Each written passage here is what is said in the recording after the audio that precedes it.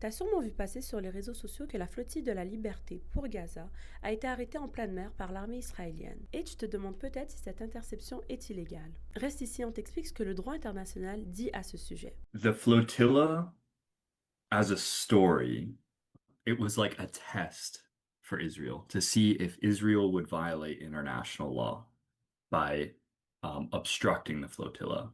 Celui que tu viens d'entendre, c'est Jason Tony, directeur au projet Transparence des médias au CJPMI, et il n'exagère pas du tout. Ce qui s'est passé le 9 juin 2025 en pleine mer Méditerranée n'est pas anodin. Un bateau chargé d'aide humanitaire pour Gaza a été intercepté à 200 km des côtes. Et ça, c'est les eaux internationales, ce qui veut dire liberté totale de navigation en droit international. Voici la carte du trajet de la flottille Madeleine.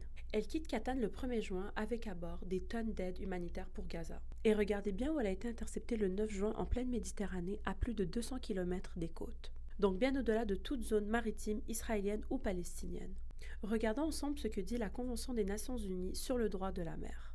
À l'article 87, alinéa 1, il est écrit que la haute mer est ouverte à tous les États, qu'ils soient côtiers ou sans littoral, et que la liberté de la haute mer comporte la liberté de navigation.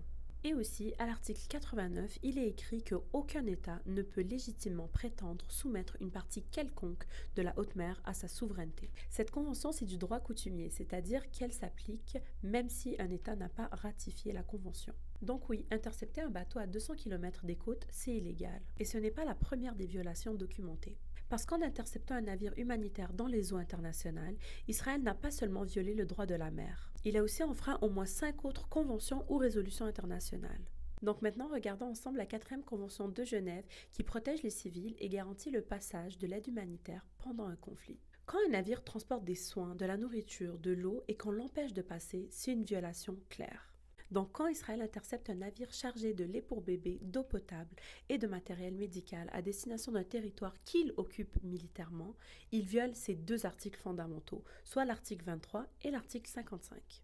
Et maintenant, le statut de Rome va encore plus loin que la Convention de Genève. À l'article 8, paragraphe 2, alinéa 25, il considère que bloquer une aide humanitaire, c'est pas juste une violation, c'est un crime de guerre. C'est codifié noir sur blanc.